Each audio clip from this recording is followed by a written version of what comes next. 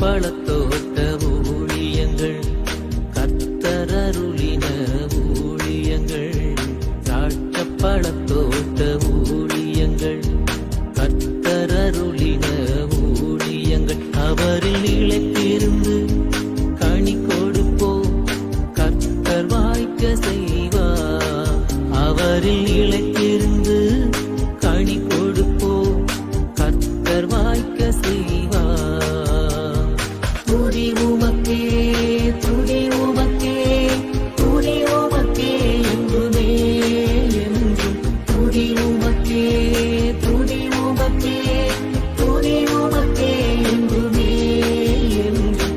துதி உமக்கே என்றுமே என்றும். துதி உமக்கே என்றுமே.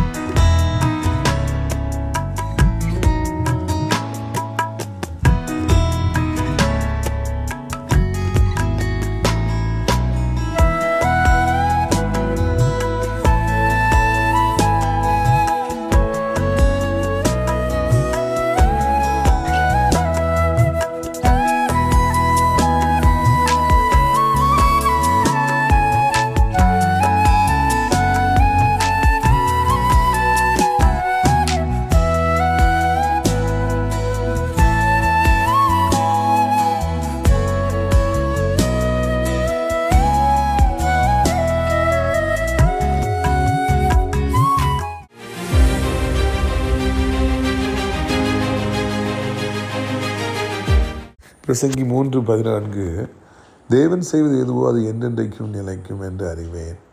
வீட்டுக்குரியவர் ஸ்கூலுக்கு கொஞ்ச நாள் போகிறாங்க, காலேஜுக்கு கொஞ்ச நாள் போகிறாங்க, ஜாக்கிங் காலையில் கொஞ்ச நாள் போகிறாங்க, பிஸ்னஸை ஸ்டார்ட் பண்ணுறாங்க, எல்லாம் நல்லபடியாக போகுது. ஊழியத்தை ஸ்டார்ட் பண்ணுறாங்க, அப்புறம் நின்று போகுது. அப்புறம் தேடினா கூட காண முடியல. ஆனால் ஆண்டவர் உங்களுக்கு உதவி செய்கிற பொழுது நீங்கள் எதை ஆரம்பிக்கிறீர்களோ அது என்றென்றைக்கும் நிலைக்கும். அது எதுவை வேண்டுமென்றாலும் இருக்கட்டும், அது நட்பாக இருக்கட்டும், உறவாக இருக்கட்டும், பிஸ்னஸாக இருக்கட்டும், ஊழியமாக இருக்கட்டும், அதிகாலமே ஆண்டவரை தேடுவதாக இருக்கட்டும், அது கடைசி வரைக்கும் நிலைத்திருக்கும். தேவன் அப்படிப்பட்ட ஒரு நபராகவே உங்களை மாற்ற விரும்புகிறார். அப்படிப்பட்ட ஆசீர்வாதங்களை மாத்திரமே உங்களுக்கு தர விரும்புகிறார். அநேக காரியங்கள் வாழ்க்கையில் வந்து போயிருக்கலாம், அநேக உறவுகள் வந்து போயிருக்கலாம், மன உடைந்த நிலைமையில் செய்தியை கேட்டுக்கொண்டிருக்கலாம். இந்த வார்த்தையை பிடித்து கொள்ளுங்கள். தேவன் செய்வது எதுவோ அது என்றென்றைக்கு நிலைத்திருக்கும். அதை யாராலும் தடுக்க முடியாது. தேவன் திறக்கிற வாசலை ஒருவரும் பூட்ட முடியாது. உங்களுக்கு ஆண்டு தருவது யாரும் பிடுங்க முடியாது. கர்த்தர் உங்களை ஆசீர்வதிப்பாராக. ஆமென்.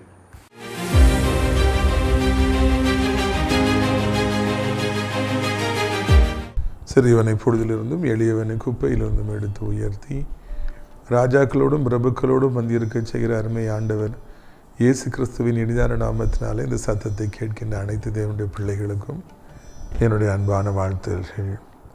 நீங்கள் கோடா கோடியை பெருகுவீர்களாக, உங்களுடைய பிள்ளைகள் கோடா கோடியை பெருகுவார்களாக என்று வாழ்த்துகிறேன். பிரியத்துக்குரியவர்களே, இதனாலும் உங்களை சந்திப்பது அதிக சந்தோஷம், அதிக மகிழ்ச்சி. ஆண்டவருடைய நாமத்தினாலே நேரடியாக நான் வார்த்தைக்குள்ளே போகிறேன். யாத்திரையாமம் 2ஆம் அதிகாரம் 1ஆம் வசனத்திலிருந்து நான் வாசிக்கிறேன். யாத்திரையாகவும் 2ஆம் அதிகாரம் 1ஆம் வசனம் முதல். லேவியின் குடும்பத்தாரில் ஒருவன் லேவியின் குமாரத்திகளில் ஒருத்தியை விவாகம் பண்ணினான். அந்த ஸ்திரீ கர்ப்பவதியாகி ஒரு ஆண் குழந்தையை பெற்று அது அழகுள்ளது என்று கண்டு அதை 3 மாதம் ஒழித்து வைத்தாள். அவள் அதை அப்புறமாக ஒழித்து வைக்கக்கூடாமல். லேவியின் குமாரர்களில் ஒருத்தர் வந்து லேவியின் குமாரத்தியை கல்யாணம் பண்ணாராம். இஸ்ரவேலில் 12 கோத்திரம் இருக்குது. யூதா கோத்திரம் இருக்குது, ரூபன் கோத்திரம் இருக்குது, தான் கோத்திரம் இருக்குது, இசக்கார் கோத்திரம் இருக்குதுன்னு சொல்லிட்டு 12 கோத்திரத்தார், யாக்கோபுடைய பிள்ளைகளுடைய கோத்திரத்தார் எல்லாரும் லட்சமாய் பெறுகிறார்கள். அதில் லேவி கோத்திரத்தை சார்ந்த கர்த்தருடைய ஆசாரிய ஊழியத்தை செய்கிற அந்த லேவி கோத்திரத்தில் இருந்த ஒருவன் அதே லேவி கோத்திரத்தில் ஒரு பெண்ணை அவன் திருமணம் செய்தான். ஆண்டவர் அவர்களுக்கு அழகான ஒரு ஆண் குழந்தையை கட்டளையிட்டார் என்று சொல்லி இந்த இடத்துல நாம் வாசிக்கிறோம். இன்றைக்கி கர்த்தருடைய பிள்ளைகள் கர்த்தரோடு கலவ வேண்டும். அதுதான் தேவனுடைய சித்தமாக இருக்கிறது. நீங்கள் இப்போ ஸ்கூலில் படிக்கிற மாணவராக இருக்கலாம், காலேஜில் படிக்கிற ஒரு பாயாக இருக்கலாம், கேர்ளாக இருக்கலாம். Who is your friend? ஆண்டவர் அறிஞ்சிருக்கிற ஆலயத்துக்கு போகிற, ஆண்டவருக்காக வைராக்கியம் காண்பிக்கிற அப்படிப்பட்ட பிள்ளைகள் உங்களுக்கு தோழர்களாக தோழிகளாக இருக்கின்றார்களா என்று நான் கேட்கும்படியாக விரும்புகிறேன். நான் காலேஜில் படிக்கும்போதெல்லாம் எல்லா பின்புலத்துலேருந்து எனக்கு நிறைய ஃப்ரெண்ட்ஸ் இருந்தாங்க. ஆனால் யார் கர்த்தரை தேடினார்களோ அவர்கள் தான் எனக்கு மிகவும் நெருக்கமான இருந்தார்கள். 11th 12th படிக்கும்பொழுது என்னுடைய ஆவிக்குரிய தகப்பன் பெருமதிப்பிற்குரிய வின்சென்ட் பால் ஐயா, ஸ்ரீதர், அரவிந்த் பஸ் ஓனர் ஸ்ரீதர், அவர் வகுப்பு நண்பர், அப்படி நிறைய அதில் டீம் நிறைய மங்களதாசன் நிறைய பேர் ஜெபிக்கிறவங்க தான் நாங்கள்லாம் ஃப்ரெண்ட்ஸாக இருந்தோம். யூஜியில் சொல்கிற அளவுக்கு ஒன்றும் இல்லை. ஆனால் நான் பிஜி படிக்க போயிட்டு வரும்பொழுது அங்கும் கூட யாரெல்லாம் ஜெபித்தார்களோ அவர்கள் தான் எனக்கு நண்பர்களாக இருந்தார்கள். அவர்கள் தான் எனக்கு நெருக்கமானவர்களாக இருந்தார்கள். அவர்களிடத்தில் தான் அதிகமாய் நான் கலந்தேன், அதிகமாய் நான் பேசினேன், அதிகமாக இடைப்பட்டேன். ஏனைய நண்பர்கள் கூட, அன்று அறியாதவர்கள் கூட நான் ஊழியம் செய்கிறேன், கர்த்தருக்கு ஆக நான் வாழ்கிறேன் என்பதை அவர்கள் தெளிவாக அறிந்திருந்தார்கள். சில காரியங்களை என் மேல் அவர்கள் திரிக்க மாட்டார்கள், அது அவனுக்கு பிடிக்காது, விட்டுருன்னு சொல்லிட்டு விட்டுருவாங்க. நாம் லேவியின் கோத்திரமாக இருப்போம் என்றால் லேவியின் கோத்திரத்தோடு தான் கலக்க முடியும். அதே மாதிரி பிஸ்னஸ்ன்னு சொல்லி ஒன்று வந்தால் கூட கர்த்தருடைய பிள்ளைகள் அவர்களோடு தான் நாம் சேர்ந்து கலந்து நாம் பிஸ்னஸ் பண்ண முடியும். இது எல்லாவற்றுக்கும் பொருத்தமானதாக இருக்கிறது என்பதை தேவனுடைய பிள்ளைகளாகிய நீங்கள் மறந்து போகவே கூடாது. மாற்று இதுலேயும் ஃபாலோ பண்ணுறவங்க கூட நிறைய பேர் நல்லவங்க இருக்காங்க. ஆனாலும் கூட இதுபோல காரியங்கள் முக்கியமான காரியங்கள் எல்லாம் நாம் ஆண்டோடைய பிள்ளைகளோடு மாத்திரமே கலக்க வேண்டும் என்பதை நாம் மறந்துவிடவே கூடாது. பாருங்கள், நேற்று தினத்தில் என்னுடைய அருமை நண்பர் லைலா கல்லூரியில் படிக்கும்பொழுது, அவர் சென்ட் ஜோசப் திருச்சியிலேருந்து இங்கே வந்து படித்தவர், லைலா காலேஜில் மிகச்சிறந்த பேஸ்கெட் பால் பிளேயர், நம்முடைய ஊழியங்களில் அப்பொழுதே தீவிரமாக இருப்பவர். அதன் மூலமாக அவர் ஜிஎஸ்டியில் வேலைக்கு வந்தார். இப்பொழுது தமிழ்நாடுவில் மிகப்பெரிய போஸ்ட்டில் அவர் இருக்கிறார். அவர் நேற்று என்னை 30 வருடத்துக்கு பிறகு என்னை பார்க்க வந்தார் காலேஜுக்கு. நாங்கள் மிகவும் சந்தோஷமாக இருந்து 2 மணி நேரம் பேசிக்கொண்டே இருந்தோம். நேரம் போவதே தெரியவில்லை. பல காரியங்களை நான் கலந்து கொண்டேன் அவரிடத்தில். ஏனென்றால் அதுதான் சரியான ஒரு நட்பு, சரியான ஒரு உறவு. இயேசு கிறிஸ்துவை மையமாக வைத்து அந்த நட்பு ஏற்பட்டது. இப்பொழுது வரைக்கும் அதே இயேசு கிறிஸ்துவை மையமாய் வைத்து அந்த நட்பு தொடர்ந்து கொண்டிருக்கிறது. எனவே அப்படிப்பட்டவர்கள் தான் போயிட்டு நம்ம பேசுகிறதும் மனசு திறக்கிறதும் வந்து நலமாக இருக்கும் என்று சொல்லி நினைக்கின்றேன். அவரும் என்னிடத்தில் பல காரியங்களை பேசினார். பிரித்துக்குரியவர்களே, 30 வருடம் கழித்து என்னை பார்க்க வர வேண்டும் என்றால் எவ்வளவு அந்த கிறிஸ்துவின் மூலமாக ஏற்பட்ட அன்பு, அது எவ்வளவு புனிதமானதாக இருக்கிறது என்பதை நாம் புரிந்து கொள்வோம். எனவே நாம் எல்லாவற்றிலும் இதுபோல் ஆண்டவருடைய பிள்ளைகளுக்கு முதலிடம் கொடுத்து அவர்களிடத்தில் நாம் கலந்து வருவோம் என்றால் நம்முடைய வாழ்க்கை இன்பகரமாக இருக்கும். அந்த பிள்ளை அழகுள்ளது என்று நாம் வாசிக்கிறோம். அந்த அவுட்கம் வந்து ஒரு ஆவிக்குரிய மனிதனோடு நாம் நட்பாக இருந்து, உறவாக இருந்து, பிஸ்னஸ் பார்ட்னராக இருந்து, ஊழியத்தில் பார்ட்னராக இருந்து, அதில் வர்ற அவுட்கம் வந்து ரொம்பவும் அழகுள்ளதாக இருக்கும், சிறப்பானதாக இருக்கும் என்று சொல்லி இந்த இடத்துல வாசிக்கிறோம். அந்த பிள்ளை அழகுள்ளது என்று கண்டு ஐயோ எவ்வளோ சந்தோஷமாக இருக்கிறது பார்த்தீர்களா? ஆண்டவருடைய பிள்ளைகள் அப்படியே நெருக்கமாக இருக்கிற பொழுது பல காரியங்கள் இந்த பூமியில் இருக்கின்றன. அங்கே அவங்களுக்குள்ளே ஏற்படுகிற அந்த அன்பின் நிமித்தமாய் வருகிற அந்த அவுட்கம் எப்பொழுதும் பெஸ்ட்டாக இருக்கும், சிறப்பானதாக இருக்கும். நாம் இதைத்தான் இந்த நாட்களில் புரிந்து கொள்ள வேண்டும். நிறைய பேர் வந்து யாரெல்லாமோ சேர்ந்து பிஸ்னஸ் பண்ணுறாங்க, பார்த்தா ஒன்றுமே சரியாக கிடைக்கிறதில்ல. ஏன் கிடைக்கல? அவங்க ஆண்டவருடைய பிள்ளைகள் தானே. அவங்க அன்னாடத்தை தேடி போகிறவங்க, அவங்ககிட்ட போயிட்டு நின்னோன்னா என்ன ஆகும்? இப்படி தான் ஆகும். வந்தது, அதிலிருந்து ஏதோ கிடைத்தது, ஆனால் அது திருப்திகரமானதாக இல்லை, அது ஆசீர்வாதமானதாக இல்லை என்று தான் இன்றைக்கு நிறைய பேர் சொல்கிறாங்க. பிரியத்துக்குரியவர்களே, நான் கர்த்தருடைய பிள்ளைகளோடு சேர்கிற பொழுது தான் நமக்கு அழகானது கிடைக்கிறது என்று இந்த இடம் அழகாக நமக்கு சொல்லிக் கொடுக்கிறது அல்லவா. நம்ம அப்படிப்பட்டவர்களாக இருப்போம் என்றால் எவ்வளோ நலமுள்ளதாக இருக்கும். இதுதான் என்னுடைய ஆசையாக இருக்கிறது. நம்முடைய வாழ்க்கையில் நாம் பேர் கிறிஸ்தவர்களாய் வாழாதபடி, ஏதோ நான் 4 ஞாயிற்றுக்கிழமை கிறிஸ்தவனாக ஆலயத்துக்கு செல்கிறேன், ஏதோ கொடுக்குறேன்னு சொல்லிட்டு முழுவதுமாய் ஜெபம் இல்லாத, முழுவதுமாய் பைபிள் ரீடிங் இல்லாத, வேத வசனங்களின் தியானம் இல்லாத ஒரு ஆர்டினரி மேனாக நம்ம வாழ்வோம் என்றால், வெறும் பெயர் கிறிஸ்தவனாக இருந்து கொண்டு இன்னொரு பெயர் கிறிஸ்தவனோடு கலவோம் என்றாலும் ஒரு பிரயோஜனம் இல்லை என்பதை நாம் புரிந்து கொள்ள வேண்டும். ஆழமாய் கிறிஸ்துவை நேசிக்கிற, தேடுகிற அப்படிப்பட்டவர்களோடு தான் நாம் எப்பொழுதும் சேர்ந்திருக்க வேண்டும். அப்பொழுதுதான் அது நலமாக இருக்கும் என்பதை நாம் புரிந்து கொள்ள வேண்டும். பிரியத்துக்குரியவர்களே, அந்த குழந்தை அழகாக இருக்கிறது. அந்த நேரத்தில் நாட்டில் ஒரு சட்டத்தை பேய் ராஜா கொண்டு வரான். அது பார்வோன் ராஜா. அவன் ஒரு பேய் ராஜா. எதுக்கு தெரியுமா? ஆண் குழந்தைகள் பிறந்தால், இஸ்ரவேலில் பிறந்தால் அவர்கள் கொல்லப்பட வேண்டும் என்று சொல்லி ஒரு சட்டத்தை கொண்டு வந்தானா. இதை விட ஒரு பேய்த்தனம் என்பது இருக்க முடியுமா? அவனுக்கு ஒரு ஆண் குழந்தை பிறந்தால் அதை கொல்ல சொன்னால் அவன் கொள்வானா? சொல்லுங்கள், வாய்ப்பு இருக்குதாங்க? இருக்கவே இருக்காது. யார் தனக்கு பிறந்த 10 மாதம் பெற்றெடுத்த குழந்தையை கொள்வார்கள்? ஒருவேளை அப்படிப்பட்ட சம்பவங்கள் இங்கும் அங்குமாக நடக்கிறது. அது கடைசி காலம் என்கிறபடியினாலே பாவ செயல்களின் நிமித்தமாய் வந்த குழந்தைகளும் கொல்லப்படுகின்றன, விற்கப்படுகின்றன, தூக்கி வீசப்படுகின்றன, குப்பை தொட்டிகளில் வீசப்படுகின்றன. மிச்சப்படி ஒரு உணர்வுள்ள ஒரு தகப்பன் தாய்க்கு பிறந்த பிள்ளையை யாராவது கொள்ளுவார்களா? பிரித்துக்குரியவர்களே, இந்த ராஜா பேய் நுழைந்தபடினாலே அவன் ஆண் குழந்தைகள் பிறந்தால் கொல்லப்பட வேண்டும், எது பெஸ்ட்டாக வரதோ கொண்டுரு அப்படின்னு சொல்லி நைலத்தில் தூக்கி போட்டுரு அப்படின்னு சொல்லிட்டு அவன் அங்கே ஒரு கொடூரமான சட்டத்தை கொண்டு வந்தானா. நாம் ஆண்டுடைய பிள்ளைகளோடு கலப்போம், நம்ம ஆண்டுடைய பிள்ளைகளோடு சேர்ந்து பேசுவோம், வாக்கி போவோம், ஆண்டுடைய பிள்ளைகளோடு கூட நம்ம பல காரியங்களை பகிர்ந்து கொண்டிருப்போம். இன்னொரு பக்கம் பேய்த்தனமானவர்கள், கொடூரமான செயல்களில் ஈடுபடுபவர்கள், இன்னொரு பக்கம் மனசாட்சியே இல்லாதவர்கள், இன்னொரு பக்கம் தேவனுடைய பிள்ளைகளை அழிக்க வேண்டுங்கிற வெறியிலே போராடுபவர்கள், இன்னொரு பக்கம் அப்படியே கொலை வெறியோடு இருப்பவர்கள், அவர்களும் இந்த பூமியில் இருப்பாங்க. அதைத்தான் இந்த இடத்துல நாம் பார்க்கிறோம். One side godly children are mingling and tingling with godly children. அது அதர் சைடு இந்த மாதிரி பேய்த்தனம் உள்ளவர்கள், கொலை வெறி உடையவர்கள், ஆண்டுடைய பிள்ளைகளை அழிக்க வேண்டும் என்று நினைப்பவர்கள், ஊழியங்களை அழிக்க வேண்டும் என்று நினைப்பவர்கள், அவர்களும் ஏராளமாக இந்த பூமியில் இருப்பார்கள் என்பதைத்தான் நாம் முதலாவதாக தெரிந்து கொள்ள வேண்டும். You have to know that, you have to understand that. எகிப்துடைய ராஜா, பார்வோன் ராஜா, ஆண் குழந்தைகளை கொல்லணும். அது எவ்வளவு ஒரு கொடூரமான ஒரு சட்டம். ஆனால் அவனுக்குள்ள சாத்தா எவ்வளோ பூந்திருப்பான்னா அது மாதிரி ஒரு எண்ணத்தை கொடுத்துருப்பான். அது அவனுக்கு கொடூரமான ஒரு சட்டத்தை கொண்டு வந்திருப்பான் என்று சிந்திக்க வேண்டும். இன்றும் அன்றும் என்றும் தேவனுடைய பிள்ளைகளை அழிக்கணும், அவங்களுடைய ஊழியத்தை அழிக்கணும், உங்களை அழிக்கணுங்கிறதுல சாத்தா ரொம்ப குறியாக இருப்பான். உங்கள் முன்னேற்றங்களை கெடுக்கணும்னு சொல்லி இருப்பான். நீ கஷ்டப்பட்டு பெற்றுக்கொள்வதை உங்களுக்கு பிடுங்கணும்னு சொல்லி நினைப்பான். இதெல்லாம் சகஜமான காரியங்கள். இந்த தாயார் இந்த அழகான குழந்தையை நான் கொல்லணுமான்னு சொல்லி 3 மாதம் அந்த குழந்தையை அழகாக ஒழித்து வைத்தார்களாம். she hid it for 3 months. பார்த்து ரசிச்சிருப்பாங்க. அந்த பிள்ளை அழகாக பொக்க வச்சு சிரிச்சிருப்போம். தாய்க்கு தகப்பன் குடும்பத்தில் எல்லாருக்கும் சந்தோஷம், யாருக்குமே தெரியல. அந்த குழந்தை 3 மாதம் அப்படியே அழகாக சென்றது என்று அந்த இடத்துல நான் காண்கிறோம். அந்த குழந்தை அழகான குழந்தை, கொல்ல எப்படி மனது வரும்? 3 மாதங்கள் அந்த தாயார் ஒழித்து வைத்தார்களாம். இப்பொழுது நான் ஒரு காரியத்தை உங்களுக்கு சொல்ல விரும்புகிறேன். ஒரு குழந்தை பிறந்தது, அதை 3 மாதம் ஒழித்து வைத்தார்கள் தாயின் தகப்பன். ஒருவன் மறுபடி பிறக்கும் பொழுது என்று ஆண்டவர் அடிக்கடி பைபிளில் சொல்லுகிறார். மறுபடி பிறப்பது என்றால் என்ன? நான் ரட்சிக்கப்படுவது என்பது தானாக நடக்குமா? ஒரு சிலருக்கு நடக்கலாம். ஆனால் பெரும்பான்மையாக நாம் பார்க்கிற பொழுது பேதுரு ஜெபித்தார், பிரசங்கித்தார், இத்தனை 1000 பேர் சபையில் சேர்க்கப்பட்டார்கள் என்று தான் காண்கிறோம். ஒரு ஆவிக்குரிய தகப்பன் மூலமாக, ஒரு சபை மூலமாக நாம் ரட்சிக்கப்படுகிறோம். அதுதான் முக்கியமான காரியம்.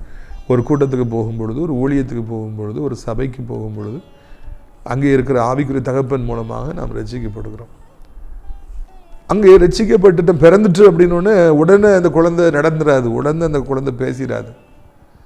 அங்கே அந்த குழந்தை 3 மாதம் அந்த தாய் தகப்பன்ட்ட இருந்தது. ஒரு 3 மாதம் நம்ம ஒரு ஆவிக்குரிய தகப்பனுடைய கையின் கீழாக கண்டிப்பாக இருந்து ஆவிக்குரிய வாழ்க்கையின் சூட்சுமங்களையும் பேசிக்ஸையும் கண்டிப்பாக நாம் அறிந்தே ஆக வேண்டும், கற்றுக்கொண்டே ஆக வேண்டும். பவுல் அப்போஸ்தலன் கமாலியலுடைய பாதத்தில், மிகப்பெரிய அறிஞனாகிய கமாலியலுடைய பாதத்தில் அமர்ந்திருந்து அங்கே அவர் எல்லாவற்றையும் கற்றுக்கொண்டார் என்று நாம் காண்கிறோம். மோசே இடத்திலிருந்து யோசுவா கற்றுக்கொண்டார் என்று சொல்லி பார்க்கிறோம். பவுல் இடத்திலிருந்து தீமோத்தேயை கற்றுக்கொண்டார் என்று நாம் பார்க்கிறோம். நான் இந்த ஆவிக்குரிய தகப்பனிலிருந்து நான் கற்றுக்கொண்டேன். 3.5 மாதங்களாக இந்த ஆவிக்குரிய தகப்பனுடைய கால்களுக்கு அடிகளாக இருந்து நான் இந்த ஊழியத்தின் சூட்சுமங்களையும் ஊழியத்தின் ரகசியங்களையும் அவர்கள் மூலமாக நான் கற்றுக்கொண்டேன். மிக பொறுமையாக இருந்து எனக்கு எல்லாத்தையும் அவர்கள் கற்றுக் கொடுத்தார்கள். அதனால தான் நான் இன்றைக்கு ஊழியக்காரனாக மாறி இருக்கிறேன்.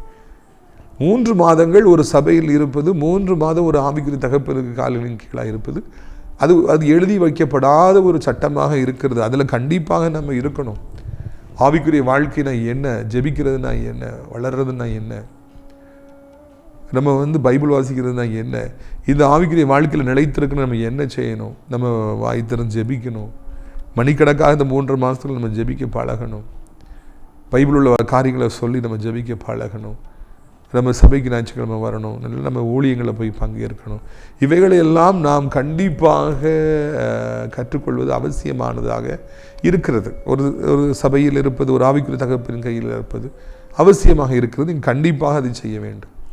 இப்படியாக அந்த பைபிள் நம்ம வாசிக்கிறோம்.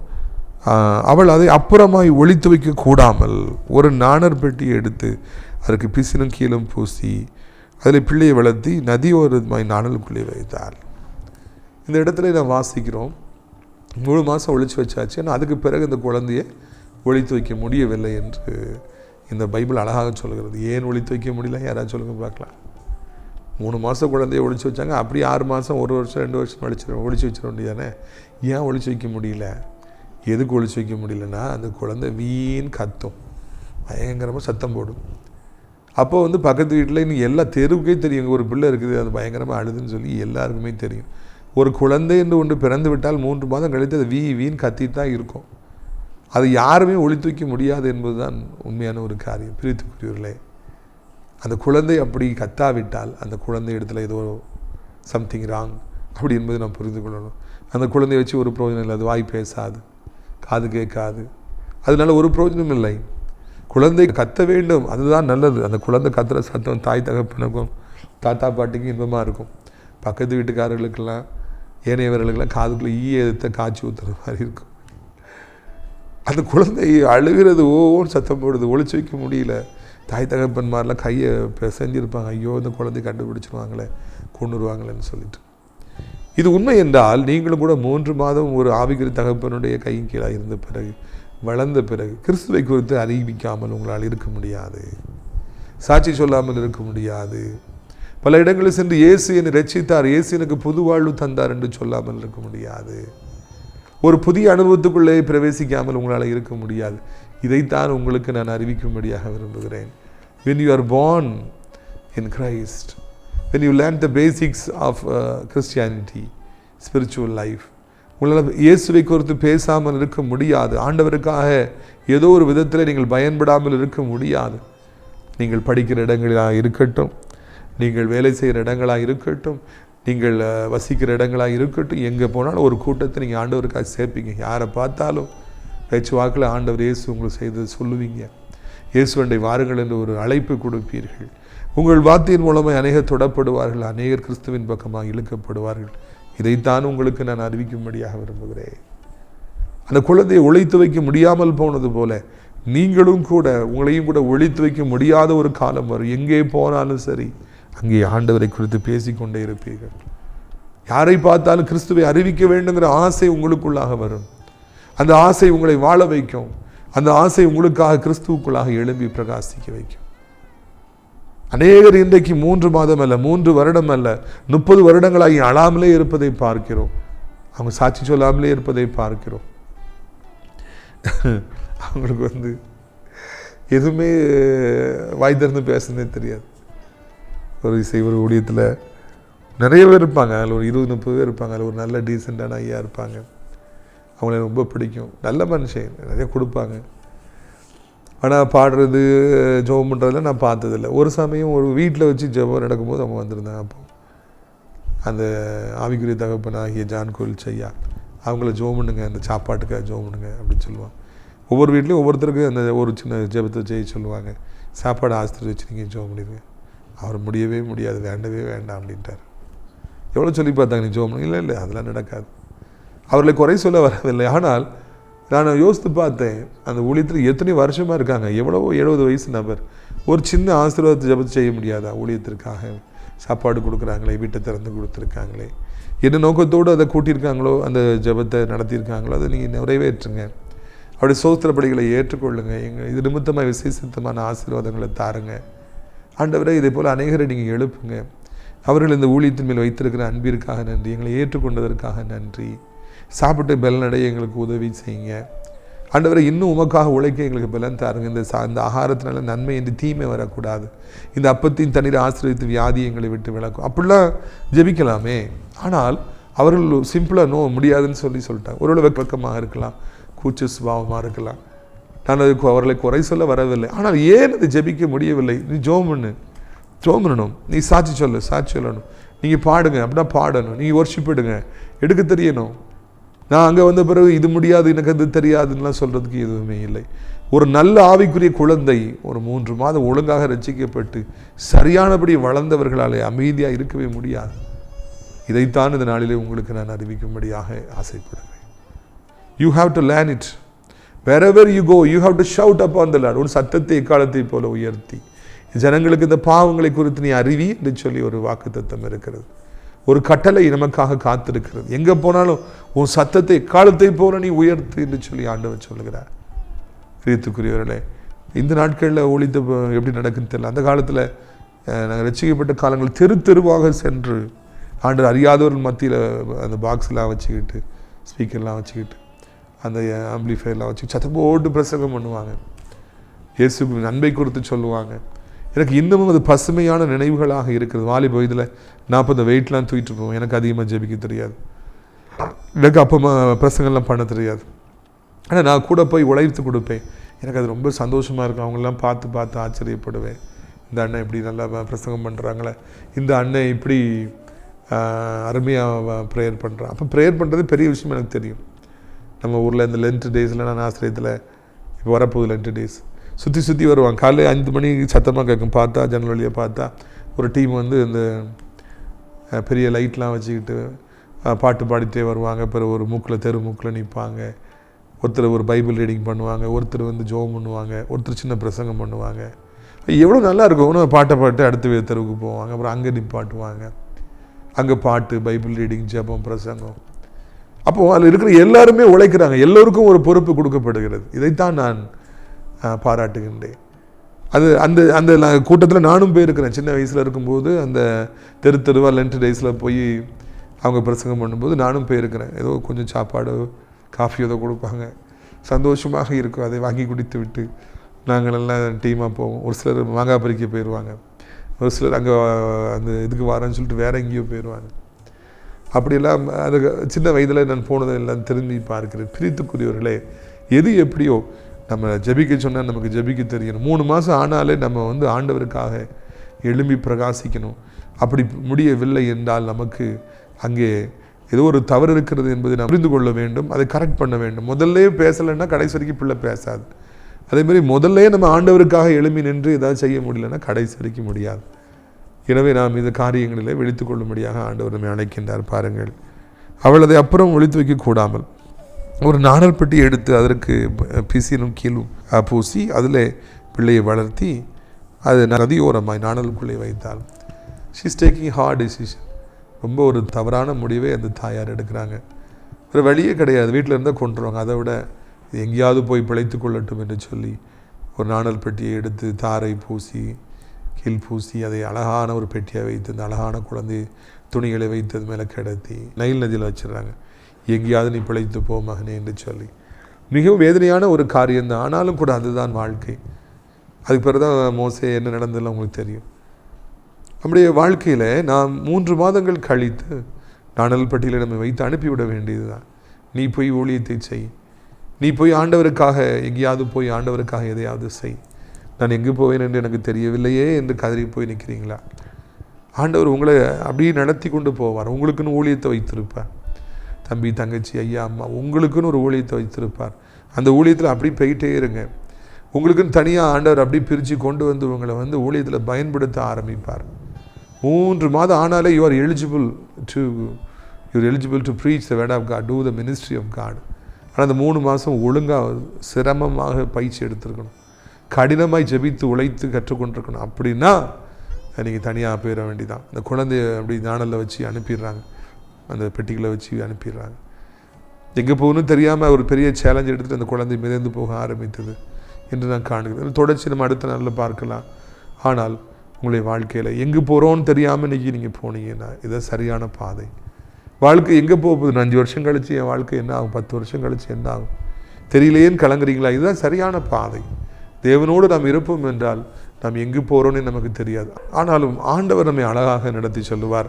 கலங்காதீங்க, கர்த்தர் உங்களுடைய வாழ்க்கையில் பெரிய காரியங்களை செய்ய போகிறார். எந்த சூழ்நிலை உங்களை நடத்த ஆண்டவரால் கூடும் என்பதை மறந்துடாதீங்க. உங்களுடைய ஆசீர்வாதத்திற்காக நான் ஜெபிக்க முடியாது விரும்புகிற கண்களை மூடுவீர்களா? நாம் ஜெபிக்கலாமா? அப்பா பிதாவை, வானத்துக்கும் பூமிக்கும் ஆண்டவரே, இந்த அருமையான நாளிலும் கூட எவ்வளோ அருமையான ஒரு சத்தியத்தை கேட்க ஆண்டவரே எங்களுக்கு நீங்கள் உதவி செய்தீங்க. அதற்காக நன்றி. இந்த சத்தத்தை கேட்குற பிள்ளைகள் எந்த நிலைமையில் இருந்தாலும் அவர்களுக்கு நீர் உதவி செய்யுங்கப்பா. மகத்துவம் நிறைந்த தெய்வமே ஆண்டவரே, இந்த நாளில் இந்த குழந்தை பிறந்தது, அது அழகாக இருந்தது. அது 3 மாதங்கள் அம்மா அப்பாவோடு இருந்தது. அது பிறகு ஒழித்து வைக்க முடியலை. அது பிறகு அதை எடுத்த நதியில் விட்டாங்க. இருக்கிற சின்ன காரியத்தின் மூலமாக எவ்வளோ பெரிய சத்தியத்தை கர்த்தாவே எங்களிடத்தில் நீங்கள் பேசிகிட்டு இருக்கீங்க. அதுக்காக உமக்கு ஸ்தோத்திரம்.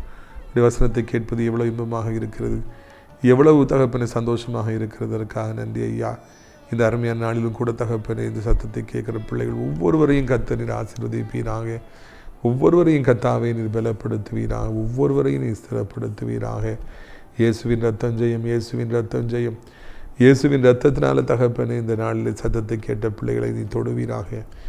அப்பா, வியாதிப்பட்டு வாழ்க்கையை கசப்பாகி எந்திக்க முடியாமல், உட்கார முடியாமல், நடக்க முடியாமல் யாரோ ஒரு சார்ந்திருந்து வாழ்கிற ஆண்டவர் பரிதாபமான நிலைமையை பார்க்கிறோம்.